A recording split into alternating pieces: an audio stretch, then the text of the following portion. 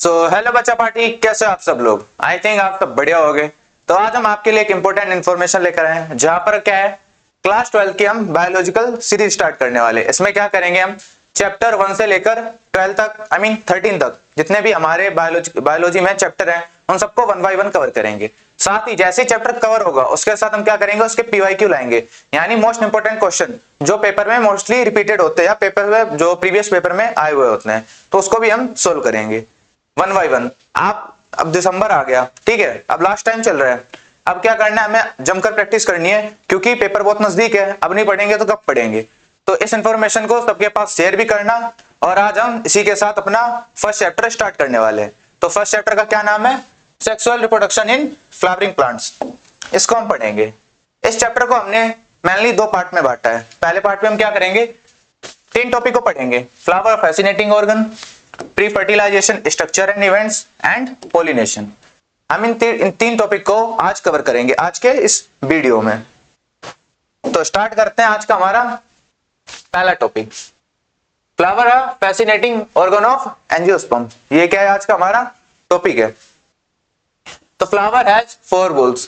Flower के पास क्या है, 4 वॉल्स होते हैं। कौन कौन से, कैलेक्स, कोरोला, एंड्रोशियम और गायनोशियम। इसमें क्या होते हैं, 2 तो ये क्या होते हैं, नॉन इसेंशियल। 2 कैसे होते हैं, नॉन इसेंशियल, यानी इनकी इतनी ज्यादा रिक्वायरमेंट नहीं है एज कंपेयर टू इनकी। ये कैसे होते हैं, इसेंशियल वर्ड। और ये किसके लिए रिस्पॉन्सिबल होते हैं, ये रिस्पॉन्सिबल होते हैं प्लांट के सेक्सुअल रिप्रोडक्शन के लिए। जो एंड्रोशियम और गायनोशियम है ना, इन्हें क्या कहते हैं, रिप्रोडक्टिव पार्ट है। ये प्लांट की रिप्रोडक्शन करने में हेल्प करते हैं। अब एक हम प्लांट के स्ट्रक्चर से देखते हैं कहां क्या पर है। जैसे ये क्या है, यहां पे इतना जो पार्ट है, ऊपर का पार्ट स्टिग्मा, बीच का पतला पार्ट क्या है, ये स्टाइल, और नीचे का ओवरी। इन सबको मिला के हम क्या कहते हैं, पिस्टिल या कार्पल। ये स्ट्रक्चर जो आपको दिख रहा है ना, ये स्ट्रक्चर जो आपको दिख रहा है वो क्या है, ये है स्टेमन। क्या है, स्टेमन। स्टेमन में ये क्या है, ऊपर साइड एंथर, नीचे ये फिलामेंट। कैलेक्स, कैलेक्स क्या है, ये सेपल। सेपल मतलब ये फ्लावर की जो नीचे स्टोल्क होती है ना, उस पर लीव्स प्रेजेंट होती है, उन्हें हम क्या कहते हैं, सेपल्स और कैलिक्स। अब कोरोला, तो कोरोला क्या होते हैं, कोरोला होते हैं पेटल्स। जैसे कलरफुल पेटल में पंखुड़ियां, जो कलरफुल यहाँ पे पंखुड़ियां दिख रही है ना, उन्हें क्या कहते हैं हम, कोरोला। एंड्रोशियम क्या है, मेल रिप्रोडक्टिव पार्ट, मतलब स्टेमन। गायनोशियम क्या है, female reproductive part. Next topic क्या हमारा, pre fertilisation structure and events. यहाँ पे हम क्या पढ़ेंगे, यहाँ पे प्री फर्टिलाइजेशन यानी फर्टिलाइजेशन से पहले जो जो काम होते हैं, लाइक स्टेमन का बनना, फीमेल गैमेटोफाइट का बनना, ओव्यूल कैसे बनता है, स्ट्रक्चर कैसा होता है, पोलन ग्रेन्स कैसे होते हैं, इन सब के बारे में हम यहाँ पढ़ेंगे। तो पहला टॉपिक हमारा क्या है, स्टेमन, मेल रिप्रोडक्टिव ऑर्गन, यानी एंड्रोशियम के बारे में पढ़ेंगे। स्टेमन क्या है, androecium. It consist anther and filament. स्टेमन क्या कहते हैं, जैसे इसका स्ट्रक्चर कैसा होता है, ऐसा होता है इसका। तो एबव पार्ट क्या है, ये एंथर, बिलो पार्ट फिलामेंट। इसे हम क्या कहते हैं, स्टेमन। तो स्टेमन किसका कंपोज होता है, एंथर और फिलामेंट को। इसका और एक क्या नाम है, एंड्रोशियम, और इसका क्या नाम है, androecium. Anther has 4 microsporangia which convert into pollen sac. यानी उसमें क्या होता है, अभी हम देखते हैं। जैसे ये एंथर है, एंथर का हम स्ट्रक्चर थोड़ा बड़ा बना के देखते हैं। एंथर कैसा होता है, तो एंथर होता है, एक एंथर के पास कितने लोब होते हैं, तो ये कैसा होता है, बाई लोब्ड, यानी इसके पास 2 लोब हैं, पहला ये, दूसरा ये। अब एक लोब के पास क्या होता है, 2 थीका। कितना, 2 थीका। तो इसीलिए हम इसे क्या कहते हैं, डाइथीकस। क्या कहते हैं, डाइथीकस। अब दोनों लोगों के पास 2-2 होंगे थीका, तो इसे हम बोल देते हैं इस कंडीशन को टेट्रास्पोरेंजिएट। क्या बोलते हैं, टेट्रास्पोरेंजिएट। तो एक टिपिकल जो एंथर होता है उसके पास कितने होते हैं, बाइलोब, डाइथिकस और टेट्रास्पोरेंजिएट। ये क्या है, टिपिकल एंथर का स्ट्रक्चर है।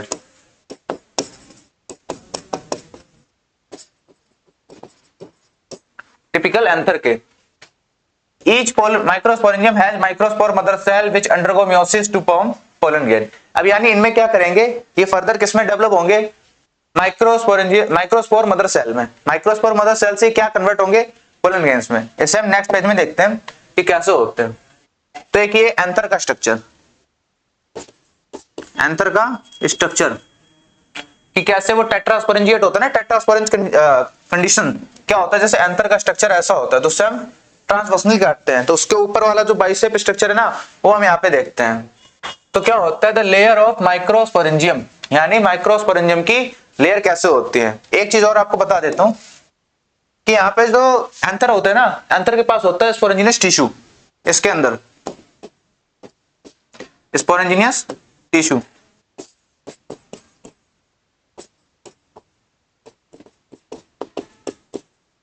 कौन सा होता है, स्पोरेंजिनियस टिश्यू। ये क्या करते हैं, ये एक स्पोरेंजिनियस टिश्यू फर्दर ये ऐसा फिर से एक माइक्रोस्पोर टेट्राड बना सकता है। क्या बना सकता है, माइक्रोस्पोर टेट्राड, जिससे फर्दर क्या बन जाएंगे, पोलन ग्रेन्स बन जाएंगे। तो इसमें हम क्या देखते हैं कि यही माइक्रोस्पोरेंजियम के पास कितनी लेयर्स होती हैं। तो मेनली माइक्रोस्पोरेंजियम के पास 4 लेयर होती हैं। कौन कौन सी, एपिडर्मिस, एंडोथीसियम, मिडल लेयर, कैपिटम। इनमें जो 3 तो है ना, 3 का मेनली काम है क्या, प्रोटेक्शन करना।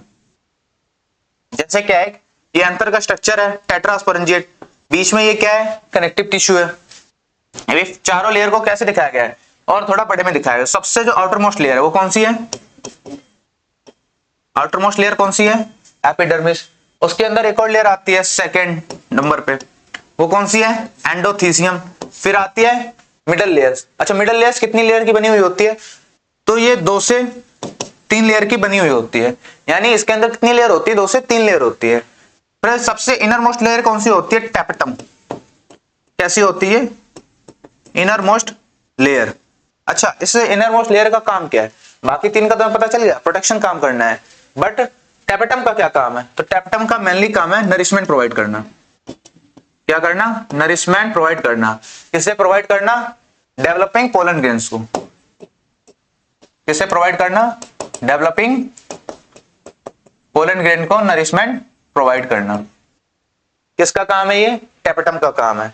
तो ये चारों लेयर किसकी थी, एक टिपिकल माइक्रोस्पोरेंजियम में जो होती है वहां पे 4 लेयर प्रेजेंट होती है, जिससे क्या होता है, जो बीच में अंदर होता है ना कोर, माइक्रोस्पोरेंजियम टिश्यू जो डिवाइड होती है पोलन ग्रेन्स में। अब कैसे होती है, the process of microsporogenesis. The process of microsporogenesis कैसे होता है, माइक्रोस्पोरोजेनेसिस। तो इसमें क्या होगा, inside each microsporangium tissue forms. जैसे मैंने उस डायग्राम में क्या दिखाया था कि यहाँ पे क्या है, एक माइक्रोस्पोरेंजिया है, उसमें बहुत सारे क्या होंगे, माइक्रोस्पोरेंजियस टिश्यू होंगे। These cells differentiate into microspore mother cells. अब इन सभी सेल्स के पास क्या कैपेबिलिटी होती है, सभी सेल के पास कैपेबिलिटी ये होती है कि किसमें कन्वर्ट हो सकते हैं, माइक्रोस्पोर मदर सेल में। किसमें, माइक्रोस्पोर मदर सेल में। और क्या बनाएंगे, पोलन ग्रेन बनाएंगे अल्टीमेटली, या माइक्रोस्पोरेंजियम कह सकते हैं। क्या बना देंगे, माइक्रोस्पोरेंजियम, या फिर हम कहते हैं इसको पोलन ग्रेन। ये अल्टीमेटली पोलन ग्रेन बना सकते हैं। सभी के सभी टिश्यू के पास इतनी कैपेबिलिटी होती है, इनके पास ये एबिलिटी होती है कि सारे के सारे डिफरेंशिएट हो जाते हैं। ईच एमएमसी इज डिप्लॉयड, यानी यहाँ पे जितने भी पोलन, इसको एमएमसी भी कहते हैं और एक पीएमसी भी कहते हैं। एमएमसी मतलब माइक्रोस्पोर मदर सेल, पीएमसी मतलब पोलन मदर सेल। इनकी पोलैरिटी क्या होती है, इनकी पोलैरिटी होती है 2n, क्योंकि अभी तक ये डिप्लॉयड है, अभी कोई यहाँ पे डिवीजन अकर नहीं हुआ है। Forms at a tetrad 4 microspores. अब ये क्या करते हैं, जैसे अब एक हमने इनमें मान लिया, इनमें एक हमने क्या मान लिया, एक फंक्शनली क्या बन जाता है, माइक्रोस्पोर मदर सेल। तो हमने क्या किया, यहाँ पे एक माइक्रोस्पोर मदर सेल को बनाया है।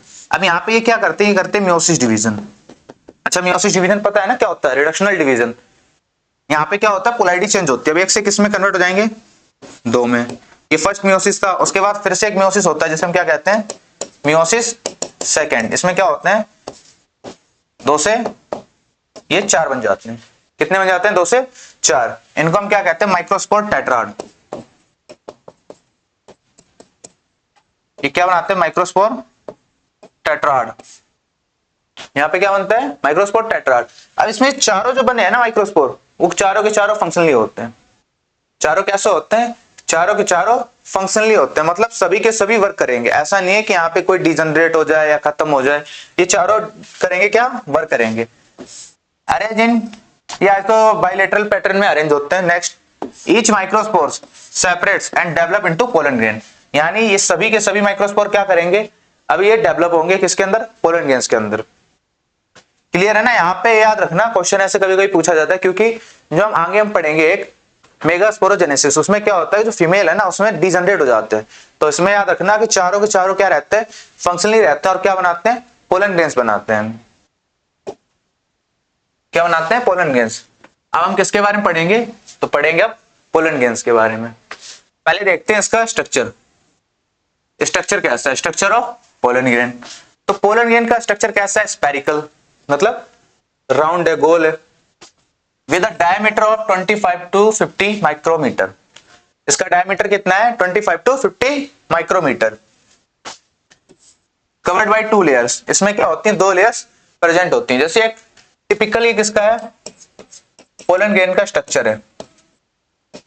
क्या है टिपिकल पोलन ग्रेन का स्ट्रक्चर, इसमें 2 लेयर है। आउटर मोस्ट लेयर कौन सी है, exine, inner most layer intine. ये पोलन ग्रेन्स की क्या होती हैं, 2 लेयर होती हैं। अच्छा, इनका डायमीटर कितना होता है, तो ये डायमीटर 25 टू 50 माइक्रोमीटर।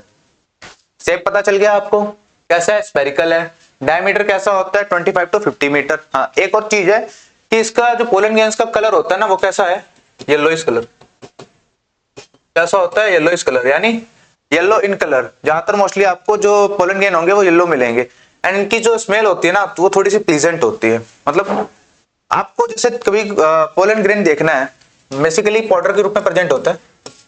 आप क्या करोगे, जैसे चाइना रोज है ना, उसमें आपको बड़े आराम से मिल जाएगा। चाइना रोज को ऊपर देखोगे एंथर पे, तो उस पे जैसे ही लोगे आप, तो वहां पे क्या करेगा, पाउडर जैसा मिलेगा, येलो येलो कलर का बेसिकली आपको दिखेगा।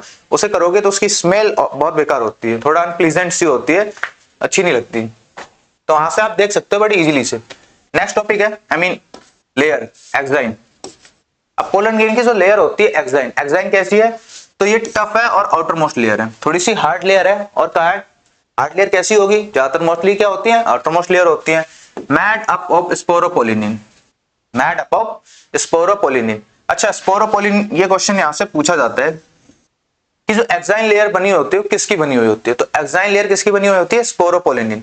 अब स्पोरोपोलिन ना मोस्ट रेजिस्टेंट ऑर्गेनिक सब्सटेंस है। यानी हम एक स्ट्रक्चर ऐसा देखते हैं पोलन ग्रेन्स का,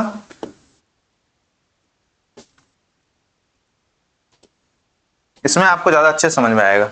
अब यहाँ पे क्या है, हमने 2 लेयर बना दी, थोड़ा और बना लेते हैं इसको बड़ा। हम नेक्स्ट पेज में देखते हैं, एक सेकेंड।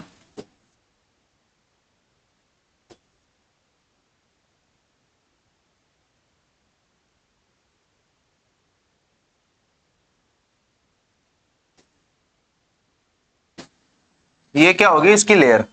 अब एक ये पोलन ग्रेन का स्ट्रक्चर है। अब यहाँ पे ये जो लेयर है, इससे हम क्या कहेंगे, एक्साइन लेयर है। कौन सी लेयर है, एक्साइन। ये कौन सी लेयर है, इंटाइन।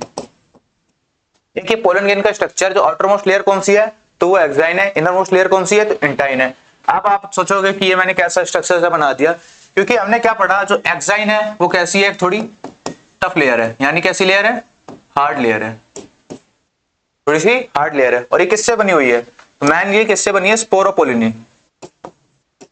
किससे बनी हुई है, स्पोरोपोलिनिन। अच्छा, स्पोरोपोलिन ना इस दुनिया का कहते हैं सबसे हार्डेस्ट सब्सटेंस है, जो कि आज तक डिग्रेड नहीं हुआ। साइंटिस्ट ने पता क्या क्या यहाँ पे एक्सपेरिमेंट किया, इसको हाई पीएच में रखा। किसमें रखा, हाई पीएच में।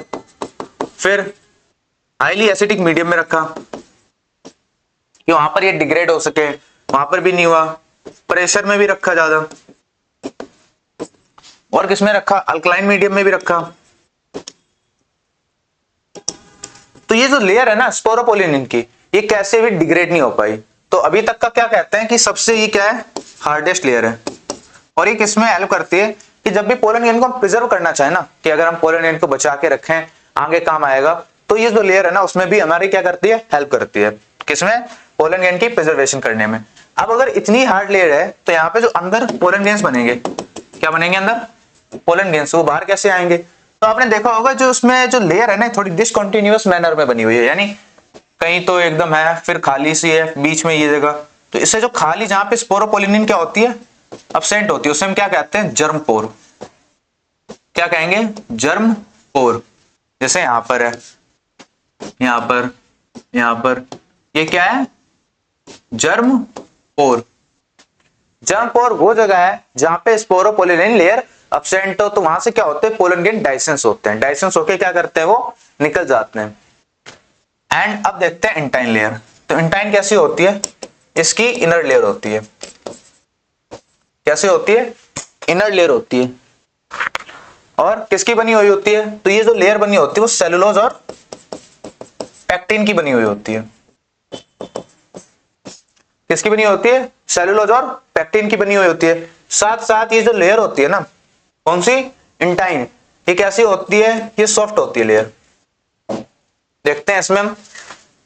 तो यहाँ पे एक जर्म पोर है जो क्या करते थे, जहां पे स्पोरोपोलिनिन अब्सेंट है डायग्राम में। नेक्स्ट हम किसके देखेंगे? Intine layer. तो कैसी है? इनर लेयर थिन है, मतलब टफ है, तो थिन हमने कह दिया, in the sense soft layer है। मेड ऑफ सेलुलोज और पैक्टिन, यानी जो लेयर ये बनी हुई है किसकी बनी हुई है अंदर वाली? तो सेलुलोज और पैक्टिन की बनी हुई है। यहां से सबसे ज्यादा पूछा जाता है वो लेयर के बारे में, स्पोरोपोलिनिन, कि ये सब अभी तक डिग्रेड हुआ है कि नहीं भी हुआ है कभी।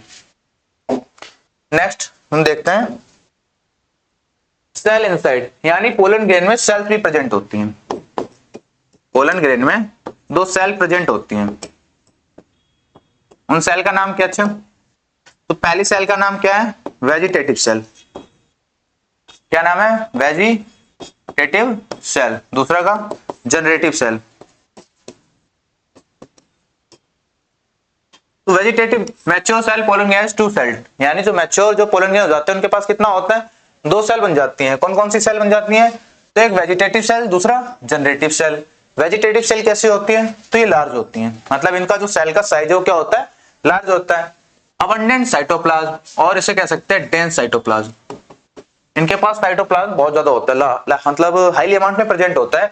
और डेंस साइटोप्लाज्म होता है, जैसे एक लाइट डेंस मतलब क्या होता है? ज्यादा, उसमें डेंसिटी ज्यादा हो। तो डेंस साइटोप्लाज्म एकदम गाढ़ा गाढ़ा कह सकते हो बेसिकली नॉर्मल लैंग्वेज में। तो कहता है डेंस साइटोप्लाज्म होता है। और इसका जो न्यूक्लियस होता है ना, ये इसका जो न्यूक्लियस बना है, तो इसका जो न्यूक्लियस होता है ना इरेगुलर शेप का होता है। कैसा होता है? Irregular shape.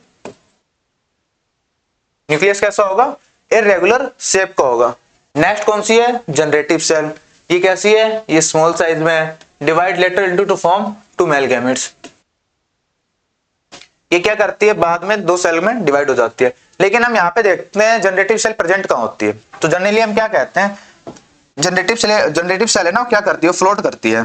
किसमें? फ्लोट इन वेजिटेटिव सेल के साइटोप्लाज्म में। तो जो vegetative cell, sorry generative cell है, वो क्या करती है? वेजिटेटिव सेल के साइटोप्लाज्म में फ्लोट करती है, स्मॉल इन साइज होती है। और जो इसका न्यूक्लियस है ना, वो कैसा होता है? इसका न्यूक्लियस होता है स्पिंडल शेप। कैसा होता है? स्पिंडल शेप का न्यूक्लियस होता है। जनरेटिव सेल का न्यूक्लियस कैसा होगा? Spindle shape. इसका हमेशा स्ट्रक्चर याद रखना, आई मीन इसका शेप कैसा होता है? न्यूक्लियस। अगर वेजिटेटिव का पूछा जाए तो क्या बताओगे आप? इरेगुलर शेप का। जनरेटिव स्पिंडल शेप का क्या होगा? इसका न्यूक्लियस होगा। और इसका भी क्या होगा? Dense cytoplasm. कैसा होगा? साइटोप्लाज्म डेंस होगा। तो पोलन ग्रेन में कितनी सेल है? 2 सेल है। कौन कौन सी है? वेजिटेटिव सेल और जनरेटिव सेल। वेजिटेटिव सेल कैसी है? लार्ज इन साइज है। इरेगुलर क्या है इसका? इरेगुलर क्या है? न्यूक्लियस है। न्यूक्लियस शेप कैसा है? इरेगुलर डेंस साइटोप्लाज्म है। जनरेटिव सेल कैसी है? स्मॉल सेल है। वेजिटेटिव सेल के साइटोप्लाज्म में फ्लोट करती है। इसका भी क्या है? साइटोप्लाज्म डेंस है और स्पिंडल शेप का न्यूक्लियस है।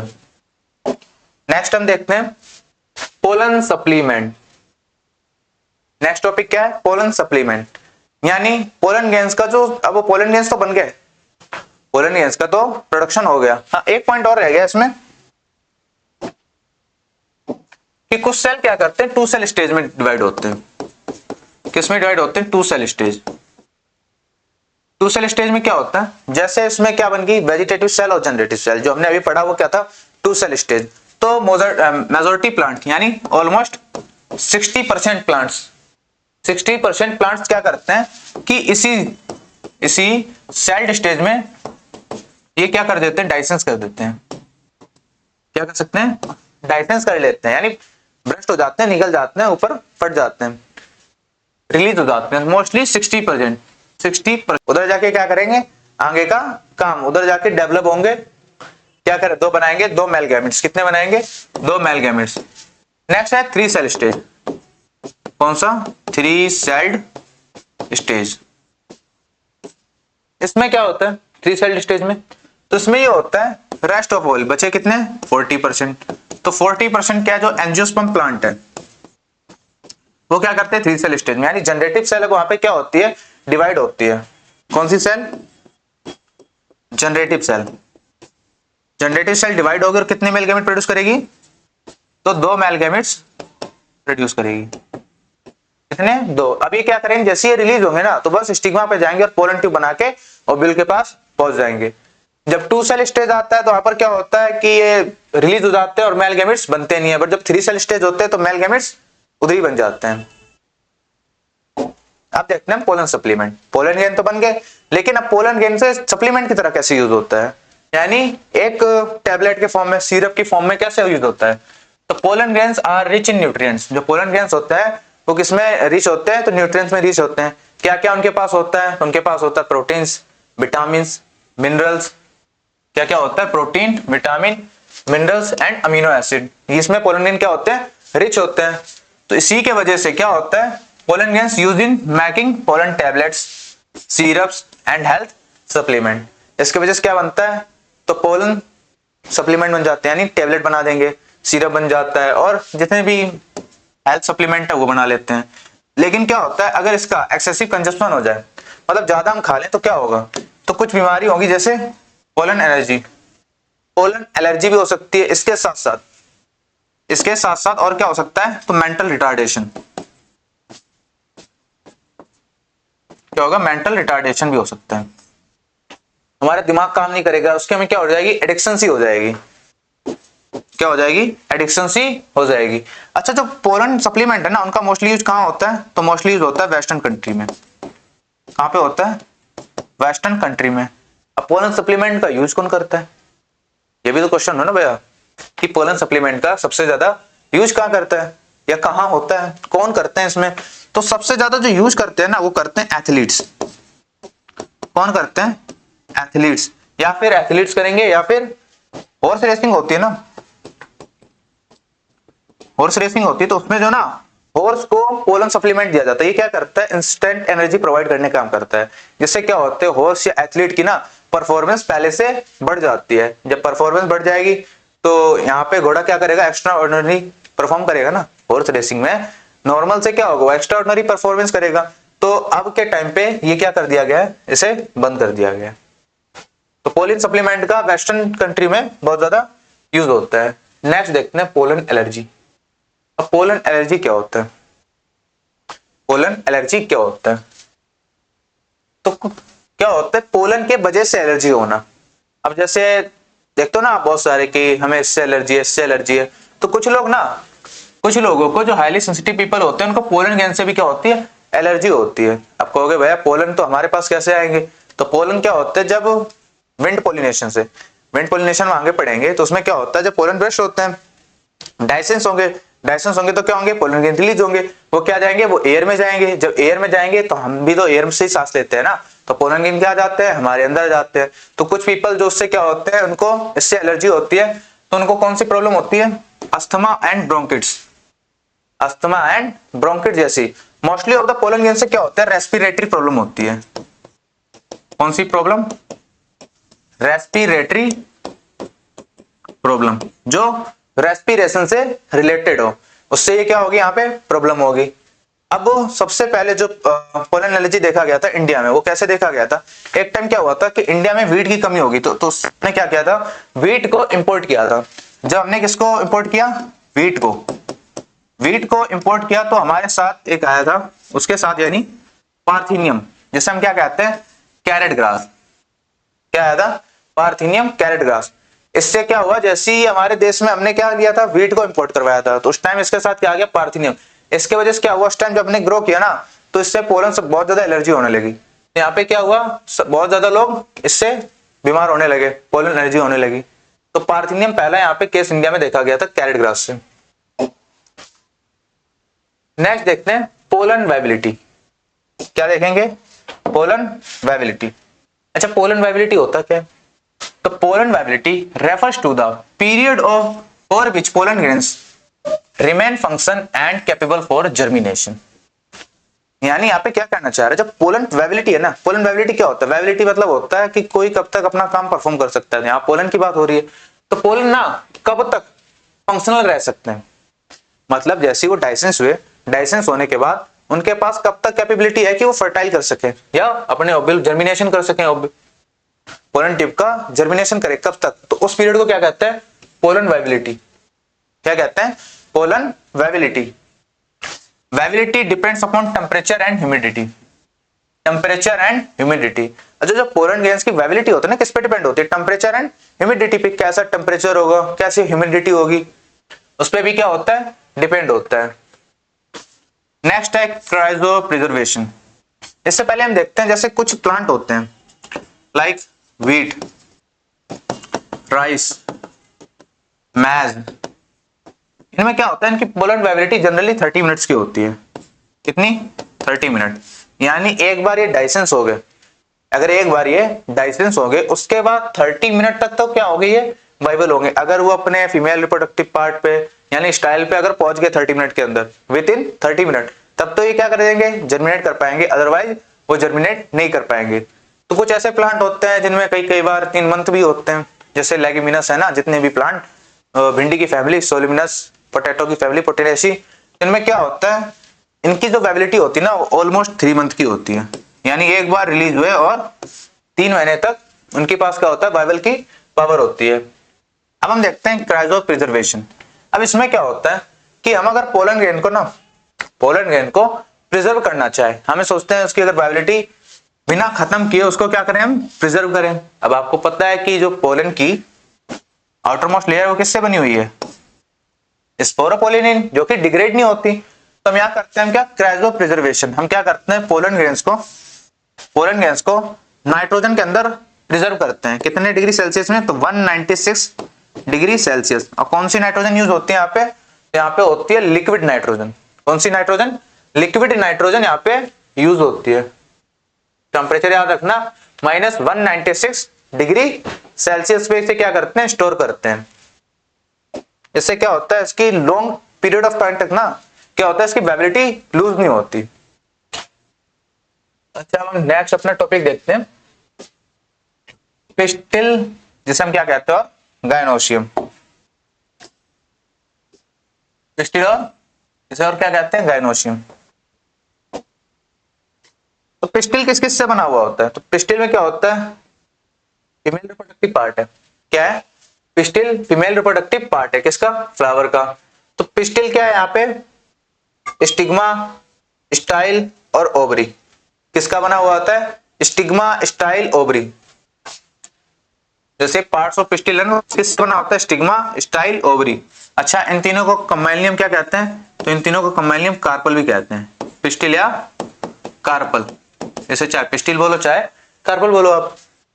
पिस्टिल में भी सिंगल और मल्टीपल फ्यूज्ड, जैसे एनसीईआरटी में आपने डायग्राम देखा होगा तो या पढ़ा होगा, सिनकार्पस और एपोकार्पस। क्या होता है, सिनकार्पस और एपोकार्पस। एपोकार्पस और सिनकार्पस में क्या होता है, जहां पे ओवरी क्या हो, फ्यूज्ड हो, यानी पिस्टिल जहां पे बहुत सारी क्या हो, पिस्टिल क्या हो, फ्यूज्ड हो, उसे क्या कहते हैं, सिनकार्पस। और जहां पे क्या हो, फ्री, उसे क्या कहते हैं, एपोकार्पस। जनरली जो फ्री होती हैं वो कौन सी होती है, सिंगल होती हैं या फिर अलग अलग होंगी। जितनी भी सिंगल ओवरी होगी, यानी कैसे, सिंगल, जैसे मस्टर्ड में होती है, या फिर ये जो प्रेजेंट है ये क्या है, फ्री है, तो इसे क्या कहेंगे हम, एपोकार्पस। और जहां पे क्या होती है, मल्टी कार्पलरी, यानी बहुत सारी क्या हो, कार्पल हो या फिर मल्टी पिस्टिल हो, तो उसे हम क्या कहेंगे, सिन कार्पस, जहां पे क्या हो, सारी की सारी फ्यूज होंगी आपस में। अच्छा अब काम देखते हैं कि स्टिग्मा स्टाइल, बस आप ये दो पॉइंट जरूर याद रखना। कौन सा? सिन कार्पस और एपोकार्पस। सिन कार्पस, एपोकार्पस। एपोकार्पस में क्या होता है, फ्री होते हैं, और उसमें क्या होते हैं, फ्यूज्ड होते हैं। कौन होते हैं? कार्पल्स। कार्पल लिखो चाहे से पिस्टिल लिखो, दोनों क्या है, एक ही चीज है। स्टिग्मा का क्या काम होता है, तो इसे हम कहते हैं लैंडिंग प्लेटफॉर्म। क्या कहते हैं? Landing platform. Landing platform means यहाँ पे पोलन ग्रेन क्या होते हैं, स्टिग्मा पे लैंड करते हैं। स्टाइल क्या काम है, तो स्टाइल का काम क्या है, यहाँ से पोलन ट्यूब होके जाता है। पोलन ट्यूब की ग्रोथ में क्या करता है, हेल्प करता है। और एक सिलेंडर ट्यूब जिसे कहते हैं, मतलब बहुत पतला सा है सिलेंडर ट्यूब। ओवरी क्या है, तो ओवरी एक बल्जेट पार्ट है, फूला हुआ क्या है, पार्ट है, और इसे हम क्या कहते हैं, बेसल पार्ट। क्या कहते हैं यहाँ पे, बेसल पार्ट। अच्छा मैन, जो ओवरी के अंदर होता है ना, ओवरी के अंदर ही सारा जो काम होता है, सारे क्या होते हैं, फंक्शन परफॉर्म होते हैं। क्या होते हैं, सारे फंक्शन परफॉर्म होते हैं। इसी के अंदर क्या है, ओव्यूल है, प्लेसेंटा है, पोलन ट्यूब भी कहाँ जाएंगे, इसी के अंदर जाएंगे। तो ये क्या है, पिस्टिल, हमने क्या क्या पढ़ा, पिस्टिल में मैन कंपोनेंट होते हैं स्टिग्मा, स्टाइल, ओवरी। ये तीन क्या हो गए हमारे, मैन कंपोनेंट हो गए, इन्हीं से आगे परफॉर्म होता है फंक्शन। अच्छा नेक्स्ट है हमारा मेगास्पोरेंजियम, जिसे हम क्या कहते हैं, ओव्यूल। मेगास्पोरेंजियम जिसे क्या कहते हैं, ओव्यूल। तो पहले हम इसका स्ट्रक्चर देखते हैं, स्ट्रक्चर से हमें ये क्या आएगा, ज्यादा समझ में आएगा। इसे हम क्या करते हैं, बीच में करते हैं पहले।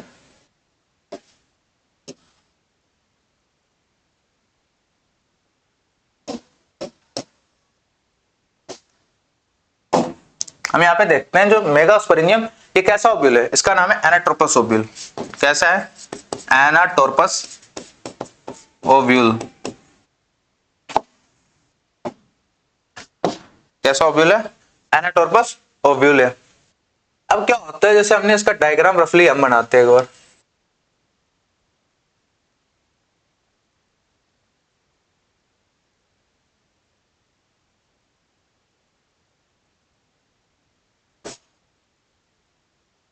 कुछ ऐसे होता है, एंड बीच में क्या होता है, यहाँ पे एक एम्ब्रियो सेक, इधर लेयर होती है, बहुत सारी क्या होती है, सेल्स होती हैं।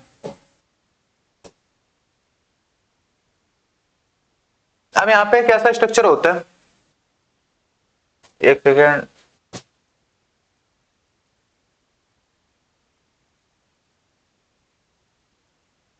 अब जो ये वाला पार्ट है ना, सबसे अब पार्ट, इसे हम क्या कहते हैं यहाँ पे, फ्यूनिकल।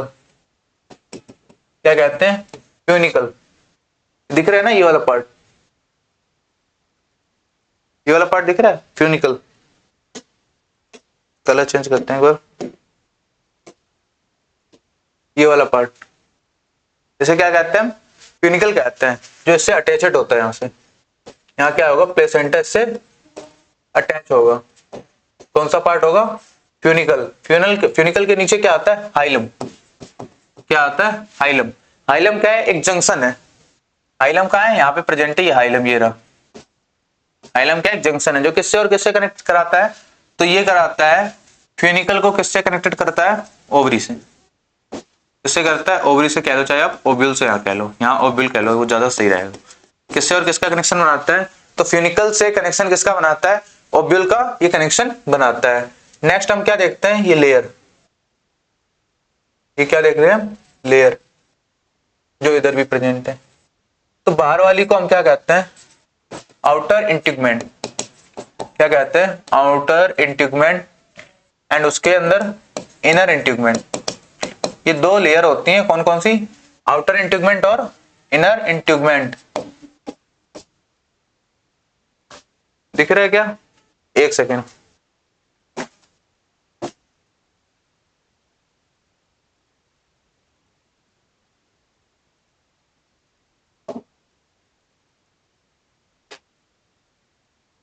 अभी भी नहीं आया, कोई बात नहीं, इधर हम कर देते हैं। अच्छा डायग्राम से ही देख लेते हैं।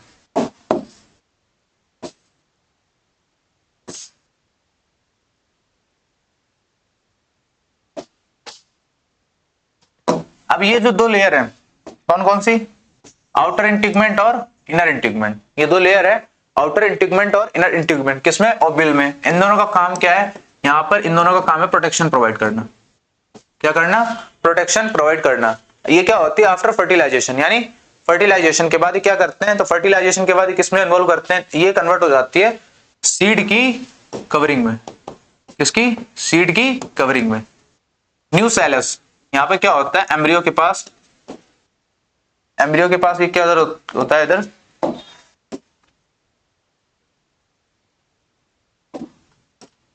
यहाँ पे एम्ब्रियो के पास क्या होता है, न्यू सेलस। ये क्या काम करते हैं, तो ये इसको नरिशमेंट प्रोवाइड करने में होते हैं। इसका ये क्या है, फूड रिजर्व मटेरियल, यानी यहाँ पे क्या होता है, फूड स्टोर होता है।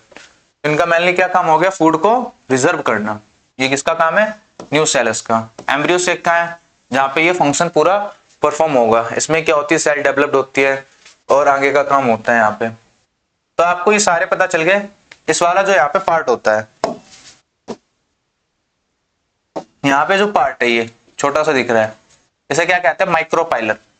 माइक्रोपाइलेंट, इधर से ही पोलन ट्यूब की क्या होती है, एंट्री, और ये जो नीचे का पार्ट है उसे हम क्या कहते हैं, चलाजल एंड। क्या कहते हैं, चलाजल एंड। एनाट्रोपस ओवल का स्ट्रक्चर समझ में आया आपको, क्या है, यहां पर ये जो है किससे कनेक्टेड होता है, पहले क्या होता है, फ्यूनिकल। फिनिकल होता है, प्लेसेंटा से अटैच होता है। उसके नीचे क्या होता है, हाइलम होता है, जो किसके किसके बीच में कनेक्शन बनाता है, जो कनेक्शन बनाता है किसके बीच में, तो फ्यूनिकल और ओव्यूल के पार्ट में। उसके बाद दो हमारे पास इंटीगमेंट होती है, दो लेयर होती है, कौन सी, आउटर इंटीगमेंट और इनर इंटीगमेंट। इन दोनों का मेनली क्या काम है, इन दोनों का मेनली काम है प्रोटेक्शन करने का। नेक्स्ट जो अंदर होती है ये न्यू सेलस। न्यू सेलस क्या होती है, फूड रिजर्व मटेरियल, यानी फूड को स्टोर करती है। और यहाँ से क्या है, फंक्शनली क्या बनती है, एमएमसी बनती है। ये किसमें कन्वर्ट होती है, लास्ट में एमएमसी में, जिसे हम क्या कहते हैं, megaspore mother cell. Megaspore mother cell ये इसी में कन्वर्ट होते हैं और साथ साथ क्या करवाती हैं, इसकी नरिशमेंट में हेल्प करवाती हैं। नेक्स्ट हम देखते हैं डेवलप। अच्छा, एक हम उसमें पॉइंट तो पढ़ना भूल ही गए, फ्यूनिकल। यहाँ फ्यूनिकल क्या है, a short starch that attach the oval to placenta of the ovary. क्या है, शॉर्ट स्टॉल मतलब छोटी डंडिया जो क्या किससे अटैच होती है, प्लेसेंटा से अटैच होती है ओवरी तक। ओव्यूल का किससे कनेक्शन आती है, ओवरी से, जिसे हम क्या कहते हैं, फ्यूनिकल। हाइलम क्या होती है, तो एक जंक्शन है जहां पे ओव्यूल किससे अटैच होता है, फ्यूनिकल से।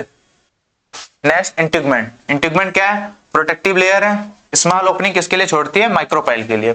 जैसे वहां दोनों तरफ से क्लोजिंग था ना, तो किसके लिए यहाँ पे जगह छोड़ती है, तो ये जगह छोड़ती है माइक्रोपाइलर एंड के लिए। माइक्रोपाइल क्या है, entry point for pollen tube and water oxygen during germination. इससे क्या होता है, यहाँ पर एंट्री पॉइंट है, यानी यहाँ क्या होता है, यहाँ से एंट्री होती है उसकी, किसकी, पोलन ट्यूब की। नेक्स्ट देखते हैं न्यू सेलस। क्या है, न्यू सेलस। न्यू सेलस में क्या होता है, provide nourishment to developing megaspore and embryo से, यानी जो डेवलपमेंट क्या हो रहा है, एम्ब्रियो यहाँ पे जो डेवलप होगा उसको क्या करेंगे, नरिशमेंट में प्रोवाइड करेंगे। अब एम्ब्रियो से क्या है, आगे जाके किसमें कन्वर्ट होगा, 7 सेल्ड 8 न्यूक्लियड स्टेज में क्या क्या कंटेन करेगा, एग अपरेटस, एंटीपोडल और पोडोन्यूक्लियाई में ये जाके आगे कन्वर्ट होगा। अच्छा, इस प्रोसेस को हम क्या कहेंगे, जहां पे ये बनेगा, ये तीनों, इसे हम कहेंगे मेगास्पोरोजेनेसिस। क्या कहेंगे, मेगास्पोरोजेनेसिस। इस प्रोसेस को मेगास्पोरोजेनेसिस। नेक्स्ट चलाजल। क्या है, चलाजल एंड। ये क्या है, basal part of the ovule. क्या है, basal part of the ovule. Ovule का ये बेसल पार्ट है। तो यहाँ पे क्या हमारा खत्म हो गया, एनाट्रोपियस ओव्यूल का स्ट्रक्चर जो है कंप्लीटली हमने पढ़ लिया। अच्छा, अब क्या है, डेवलपमेंट ऑफ फीमेल गैमेटोफाइट। किसका यहाँ डेवलपमेंट होगा, तो फीमेल गैमेटोफाइट का यहाँ पे डेवलपमेंट होगा। क्या है, अब यहाँ पे क्या होता है, जैसे हमने इसमें डायग्राम में कहा था कि इनमें से ना कोई एक क्या कन्वर्ट होगा, एमएमसी में कन्वर्ट होगा। किसमें, एमएमसी में कन्वर्ट होगा।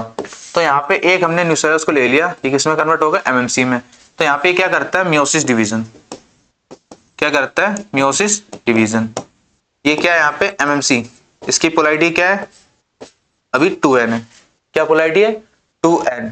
MMC क्या मतलब, MMC क्या है यहाँ पे मेगा स्पोर मदर सेल। क्या है मेगा स्पोर मदर सेल, इसे माइक्रोस्पोर मदर सेल मत लिख देना, गलती हो जाएगी यहाँ पे। Out of 4 megaspore formed what meiosis 3 degenerated. मतलब क्या कह रहा है, जैसे मियोसिस है, अब मियोसिस में यहाँ क्या बन गए 2 बन गए, फिर से मियोसिस क्या होता है यहाँ पे सेकेंड होगा।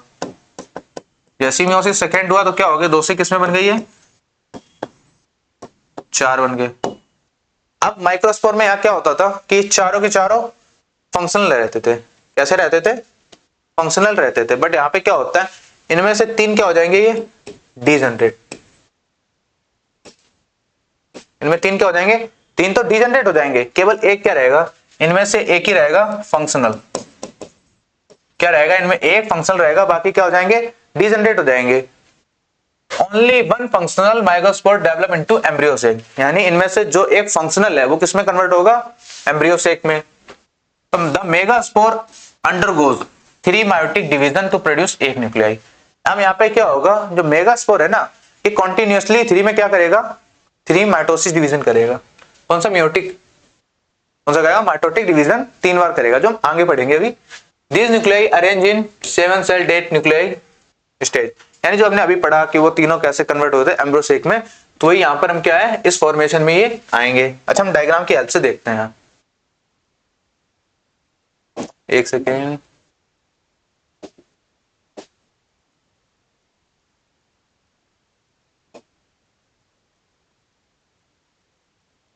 ये रहा हमारा। अब इसमें क्या है, एक यहाँ पे न्यूसेलस था, ये किस में कन्वर्ट हो गया 2 में, यहाँ पे कन्वर्ट हो गया 2 में, क्या हो गया ये मेगास्पोर टेट्राड बना लिया। वहां पे क्या था माइक्रोस्पोर टेट्राड, इधर क्या ये बन गए मेगास्पोर टेट्राड। यहाँ पर ये क्या बन गए मेगास्पोर टेट्राड।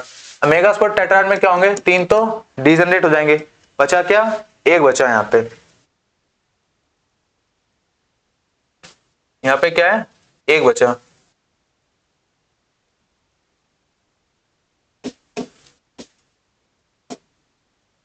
एक सेकेंड।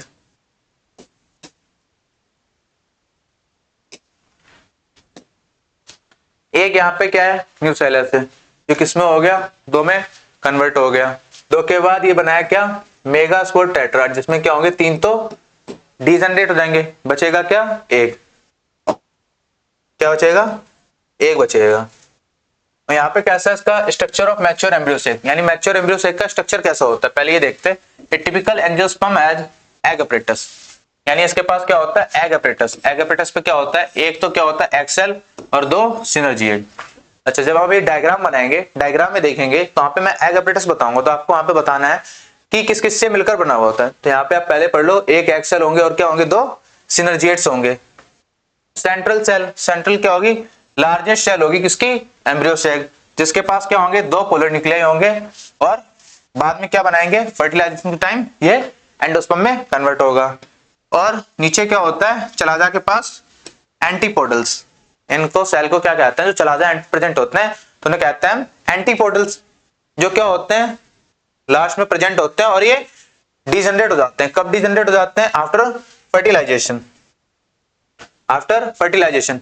जैसे ये रहा एक मैच्योर एम्ब्रियोसेक का स्ट्रक्चर, किसका स्ट्रक्चर ये मैच्योर एम्ब्रियोसेक का।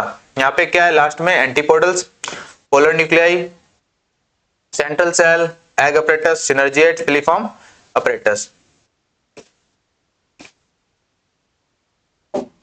यहाँ पे हम स्ट्रक्चर देखते हैं एक बार कैसा होता है, किसका स्ट्रक्चर देखते हैं मैच्योर एम्ब्रियोसेक का।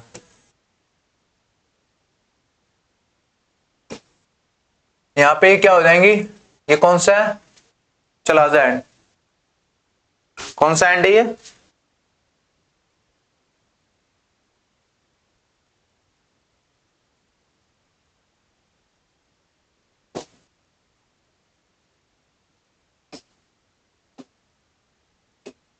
कौन सा है यहाँ पे चलाजल एंड।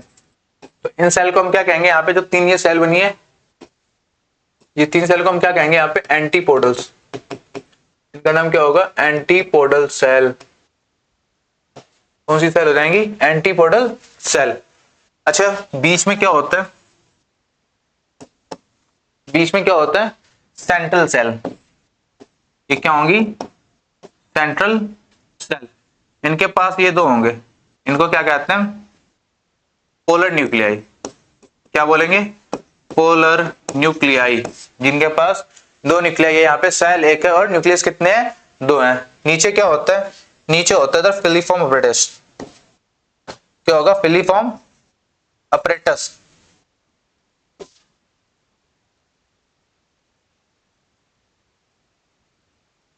ये क्या है? यहाँ पे सिनर्जिएट्स। क्या होंगे? सिनर्जिएट। और ये क्या है? एक एग सेल। क्या है? Egg cell.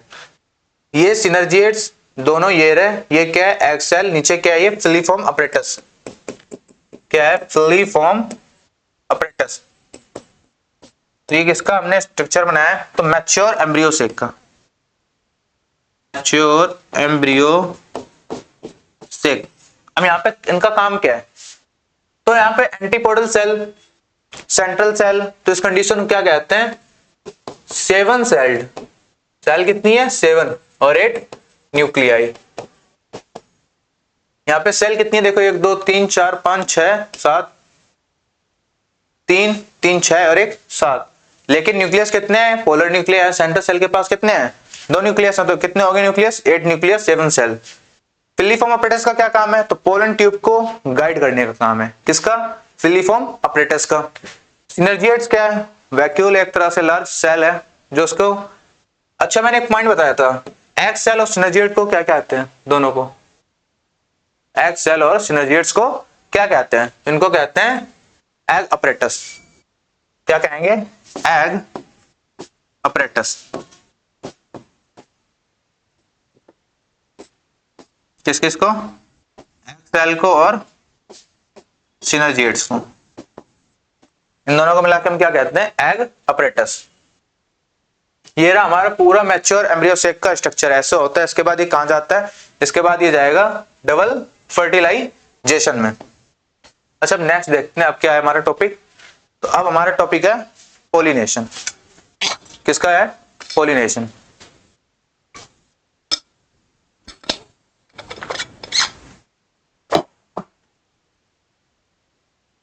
पोलिनेशन, तो पोलिनेशन क्या होता है? तो पोलिनेशन होता है, pollination is the process transfer of pollen grains from anther to stigma of flower. यानी क्या होता है? यहाँ पे पोलन ग्रेन्स का ट्रांसफर होता है। मतलब एंथर से क्या होंगे? डाइसेंस होंगे, यानी पोलन ग्रेन रिलीज होंगे और कहां जाएंगे? स्टिग्मा के पास। अच्छा, स्टिग्मा का तो स्ट्रक्चर याद है ना कैसा होता है पिस्टिल का? ये स्टिग्मा, स्टाइल, ओवरी, याद है ना? Stigma, style, ovary. तो यहाँ पे क्या होंगे? एंथर। ऐसे एक फ्लावर का स्ट्रक्चर कैसा होता है?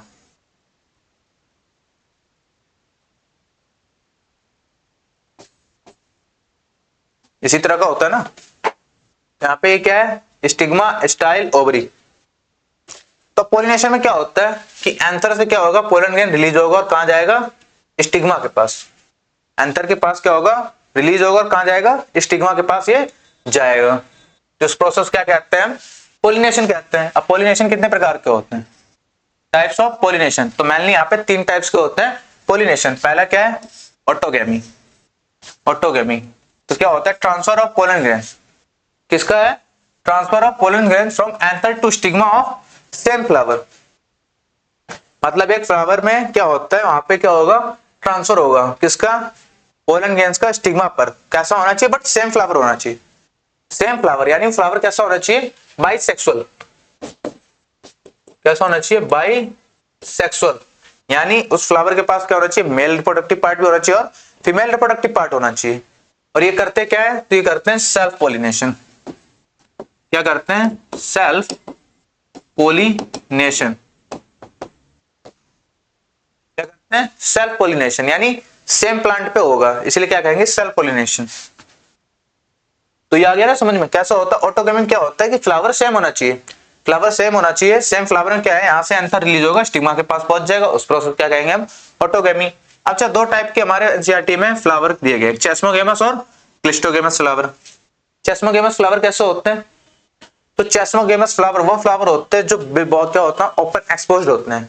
ओपनली क्या हो, वेल एक्सपोज्ड। जैसे ये फ्लावर है, इसे हम कह सकते हैं चेस्मोगेमस। क्या कह सकते हैं? Chasmogamous flower. आ रहा है कि नहीं भी आ रहा है? Chasmogamous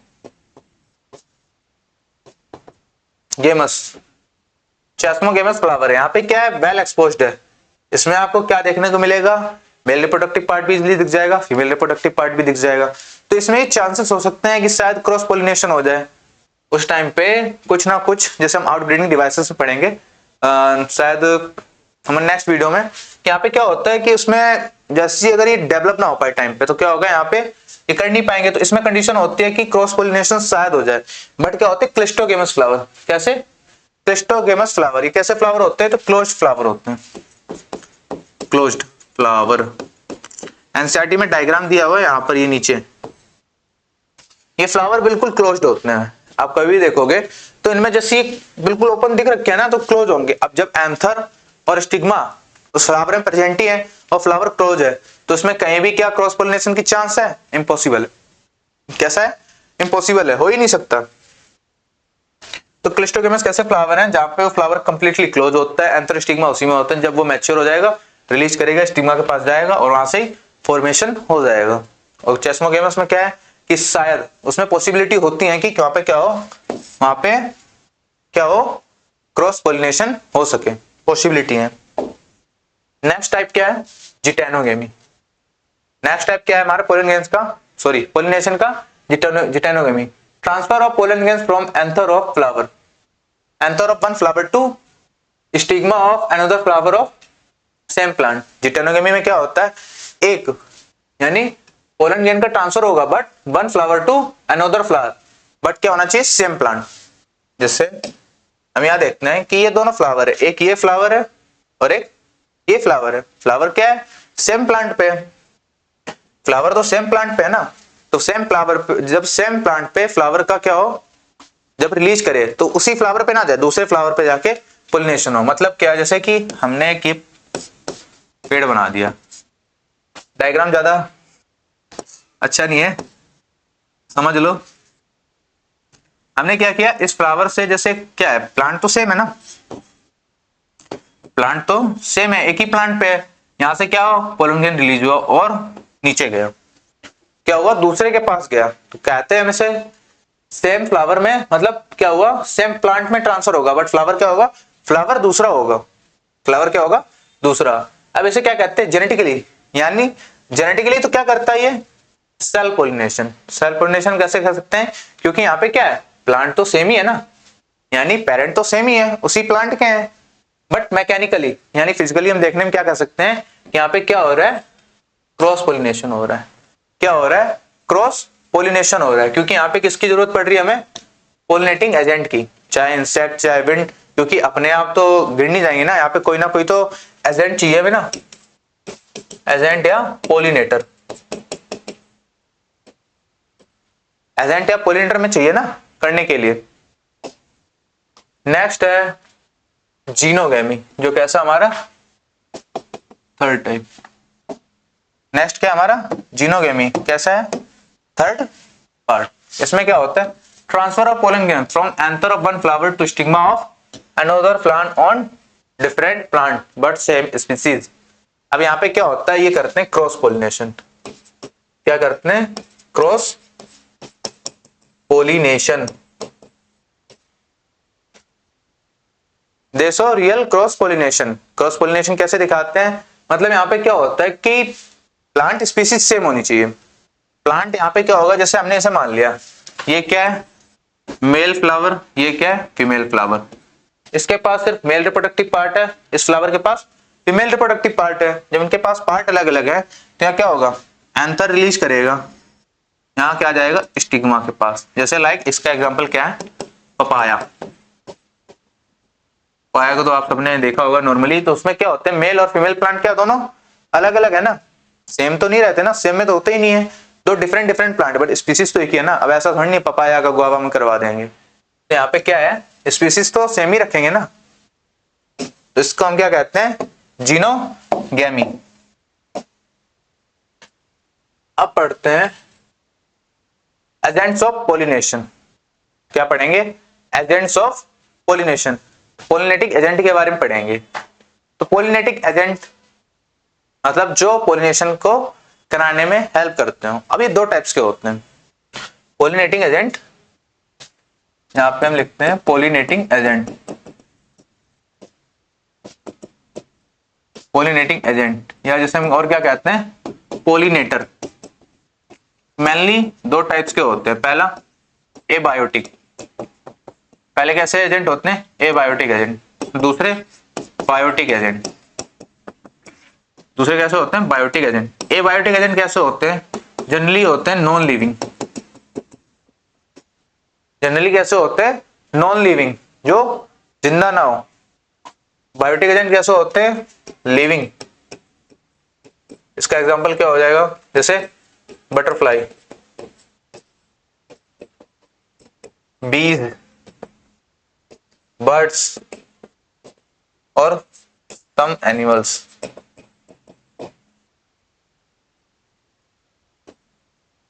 some birds and animals, ये क्या हो जाएंगे इसके एग्जांपल।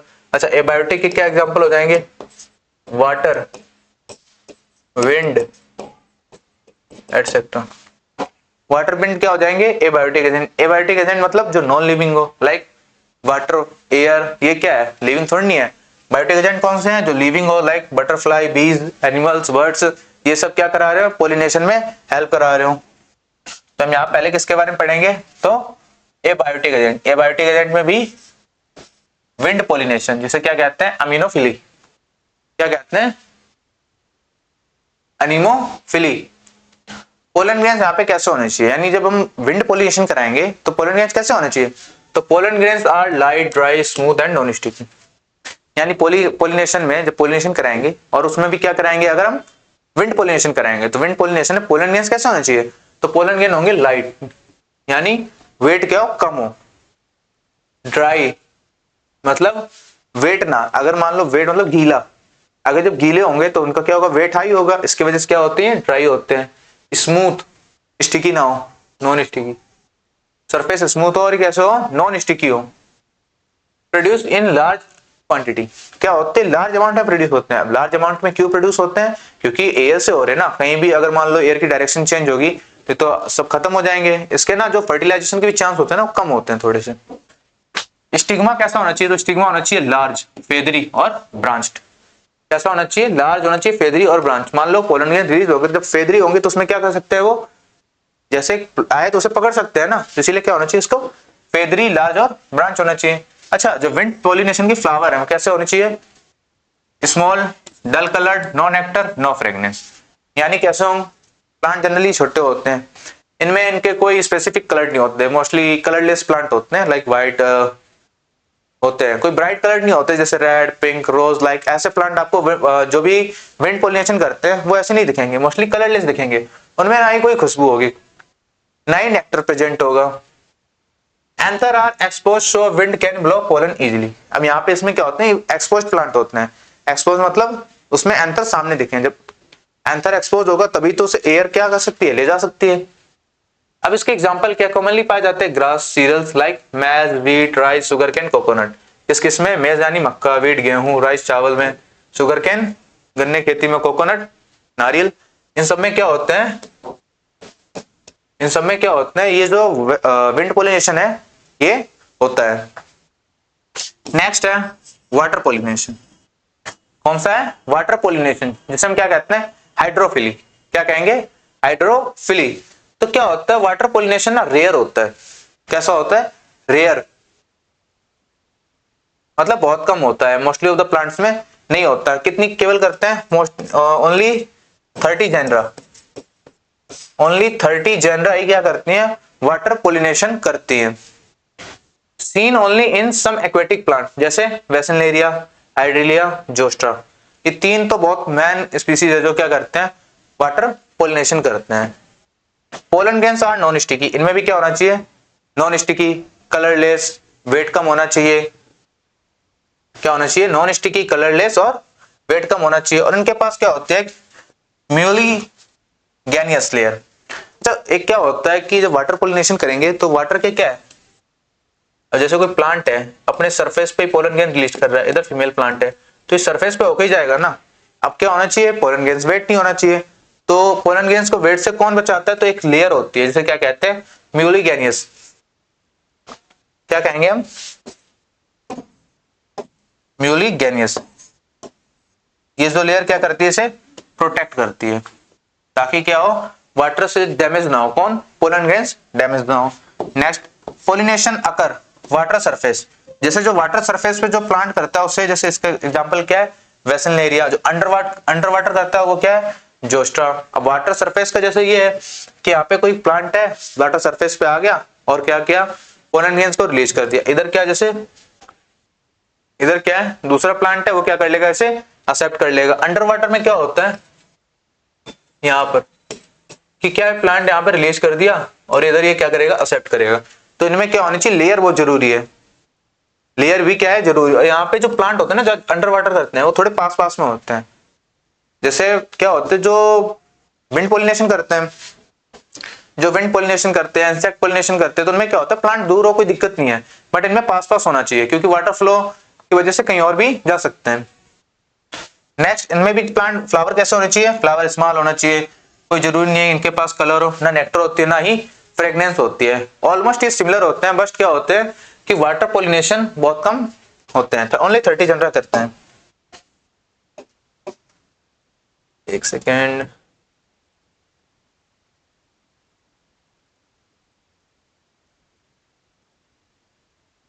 अब इसमें कुछ प्लांट होते हैं जैसे वाटर लिली। कौन से, वाटर लिली। ये क्या करते हैं, मिमिक्री करते हैं। किसकी, मिमिक्री। क्या, ये वाटर में रह के प्लांट वाटर पोलिनेशन नहीं करते। ये एक्सेप्शन कह सकते हैं वाटर पोलिनेशन का। क्या है, एक्सेप्शन। वाटर लिली क्या है, एक्सेप्शन है। क्यों एक्सेप्शन है, क्योंकि वाटर में तो रहते ही नहीं है। आई मीन वाटर में रहते हैं बट वाटर से पोलिनेशन नहीं करते। ये क्या करते हैं, कोई प्लांट है, ये वाटर सरफेस है, यहाँ पे रहते हैं तो क्या करते हैं, अपनी स्टॉक और बड़ी कर लेते हैं और यहाँ पे अंतर क्या करता है, फिर जाके अपने पोलन ग्रेन्स रिलीज करता है। फीमेल भी क्या करती है, फीमेल भी यहाँ पे अबव द सरफेस आ जाती है और उसे क्या कर लेती है, एक्सेप्ट कर लेती है। तो पानी में रह के भी क्या नहीं कर रहे हैं, वाटर पोलिनेशन नहीं कर रहे। तो उसका एग्जाम्पल क्या हो जाएगा हमारा, एक वाटर लिली। वाटर लिली ऐसे बहुत सारे प्लांट हैं, क्या करते हैं, वाटर में रहते हैं बट वाटर से क्या होते हैं, इमर्ज हो जाते हैं, वाटर के सरफेस से इमर्ज हो जाते हैं, ऊपर आके क्या करते हैं, ये फिर पोलिनेशन करते हैं। नेक्स्ट, क्या ये डिफरेंस बिटवीन है, किसके बीच में डिफरेंस बिटवीन है, तो ये डिफरेंस बिटवीन है विंड पोलिनेशन और वाटर पोलिनेशन में। जैसे पोलिनेटिंग एजेंट क्या है, यहाँ पे विंड पोलिनेशन में विंड होगी, वाटर पोलिनेशन में वाटर। हैबिटेट क्या होगा, विंड पोलिनेशन के जो फ्लावर्स होंगे वो कहाँ रहेंगे, टेरेस्ट्रियल में रहेंगे। वाटर पोलिनेशन में वाटर में रहेंगे। और वाटर पोलिनेशन आपको पता है ना, रेयर होता है। अब फ्लावर का कैरेक्टर कैसा होना चाहिए, कलरलेस, फ्रेग्रेंस ना हो, नेक्टर ना हो, और इसमें भी सेम है। पोलन ग्रेन्स कैसे होने चाहिए, नॉन स्टिकी, यहाँ पे भी non sticky. But water pollination में क्या होता है, एक लेयर होती है, किसकी, म्यूलिगेनियस की लेयर होती है जो क्या करती है, उसको प्रोटेक्ट करती है। स्टिग्मा कैसे होने चाहिए, लार्ज, फेदरी और ब्रांच्ड। इसमें क्या ये स्टिकी होने चाहिए और सबमर्ज होने चाहिए। पोलन ग्रेन्स में आई मीन वाटर पोलिनेशन में स्टिग्मा होना चाहिए कैसे, स्टिकी। टाइप्स कैसे होते हैं, कोई स्पेसिफिक टाइप नहीं है, इसमें दो टाइप्स होते हैं, एक होता है कि सरफेस पे, दूसरा अंडर वाटर होता है। पोलिनेशन सक्सेस क्या है, वाटर में जो विंड पोलिनेशन होता है ना, उसमें सक्सेस कोई इतनी 100% नहीं होती क्योंकि हवा की डायरेक्शन पे बहुत ज्यादा डिपेंडेंट होती है। बट जो वाटर है ना, वाटर करंट मोस्टली स्टेबल होता है। नॉर्मली तो क्या होता है, वो स्टेबल होता है, इसलिए यहाँ पे जो सक्सेस रेट है वो किसके ज्यादा हाई होते हैं, वाटर पोलिनेशन के हाई होते हैं। पोलन वेस्टेज कहाँ होता है, अगेन विंड पोलिनेशन में। क्यों, क्योंकि बहुत ज्यादा लार्ज अमाउंट में बनता है। नेक्स्ट हम देखते हैं बायोटिक एजेंट। क्या देखेंगे, बायोटिक एजेंट। तो बायोटिक एजेंट क्या है, यहाँ पे जो सबसे ज्यादा बायोटिक पोलिनेशन करवाते हैं, जो सबसे ज्यादा बायोटिक पोलिनेशन कराते हैं वो कौन से हैं, इंसेक्ट पोलिनेशन। इसे और क्या कहते हैं, एंटिनोमोफिली, एंटिनोमोफिली। तो क्या करते हैं, इंसेक्ट पोलिनेशन को हम क्या कहते हैं, एंटिनोमोफिली इसमें क्या होता है कि जो पोलिनेशन होता है वो किससे होता है, इंसेक्ट के द्वारा होता है। तो फ्लावर्स कैसे होने चाहिए, फ्लावर होने चाहिए ब्राइट कलर्ड। कैसा होने चाहिए, ब्राइट ब्राइट कलर्ड, मतलब रंग बिरंगे, रेड ब्लू ग्रीन ऐसे होने चाहिए। अगर ये कलरफुल होंगे ही नहीं तो कोई उसे अट्रैक्ट ही क्यों होगा, कलरफुल होगा नहीं तो अट्रैक्ट क्यों होगा। तो प्लांट के लिए सबसे पहले तो क्या है, उसके फ्लावर क्या होने चाहिए, अट्रैक्टिव होने चाहिए। सेकंड क्या है, प्रोड्यूस फ्रेग्रेंस एंड नेक्टर। क्या होंगे, प्रोड्यूस फ्रेग्रेंस और नेक्टर, यानी उसमें खुशबू होना चाहिए। और जो पोलिनेशन करने आए हैं लाइक वो कौन, इंसेक्ट, उनको क्या चाहिए, पोलन रिवार्ड भी चाहिए ना। अच्छा, नेक्टर को हम क्या कहते हैं, पोलन रिवार्ड। पोलन रिवार्ड कि आप पोलिनेशन करने में हेल्प किया। जैसे बर्थडे में क्या है, काफी लोग नॉर्मल तो नहीं करते, बट आप हमारे लिए गिफ्ट लाए तो हम क्या कहते हैं, रिटर्न गिफ्ट आपको मिलेगा। रिटर्न गिफ्ट देते हैं ना कई बार। Pollen grains are sticky, spiny, rough, so they attach to their bodies. अच्छा, पोलन ग्रेन्स यहाँ पे कैसे होंगे, स्टिकी होंगे। कैसे होंगे, स्टिकी होंगे। अब स्टिकी क्यों होंगे, क्योंकि जैसे क्या होंगे फ्लावर पे, लाइक ये फ्लावर है, जैसे इंसेक्ट यहाँ पे बैठेगा, अब वो प्लांट ऐसे तो कहेगा नहीं, लो भाई कि पोलन ग्रेन ले जाओ और दूसरे हमारे पास, दूसरे फ्लावर के पास हमारे भेज देना। वहां पे क्या होगा, पोलन स्टिकी होंगे तो क्या उसके पैर पे चिपक जाएंगे, और वही जब इंसेक्ट क्या कहेगा, दूसरे प्लांट पे जाएगा क्या लेने, नेक्टर लेने जाएगा, तो क्या होगा वहां पे वो स्टिग्मा क्या करेगी, उसे ले लेगी, तब क्या हो जाएगा, इससे पोलिनेशन हो जाएगा। ये ज्यादातर इसमें कौन करता है, बीज करते हैं, बटरफ्लाईज, मॉथ्स, बीटल्स, फ्लाइज, ये क्या करते हैं, इसमें हेल्प करते हैं। अच्छा, इसके अलावा भी कुछ और है क्या जो हेल्प कराते हैं, तो ये क्या है, एनिमल्स, बर्ड्स, और आल्सो हेल्प इन पोलिनेशन। तो कुछ एनिमल्स और बर्ड्स भी है जो क्या करते हैं, पोलिनेशन में हेल्प करते हैं, इसमें पोलिनेशन में। तो यहां पर हो गया आज का हमारा टॉपिक खत्म।